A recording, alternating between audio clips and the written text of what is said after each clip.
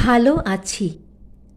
আমরা একটি স্বাধীন দেশের, একটি স্বাধীন রাজ্যের, একটি স্বাধীন শহরের, একটি স্বাধীন উপনগরীর, একটি স্বাধীন এলাকার কয়েকটি স্বাধীন বাড়িতে, স্বাধীন পরিবারে স্বাধীন জীবন যাপন করি এবং আমরা বিগত ৭৭ বৎসর ধরে স্বাধীনতা দিবস পালন করি।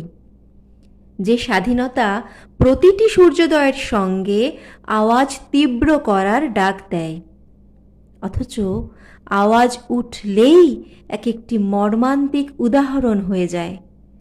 আওয়াজ উঠলেই এক একটি বোবা আর্তনাদ হয়ে যায়।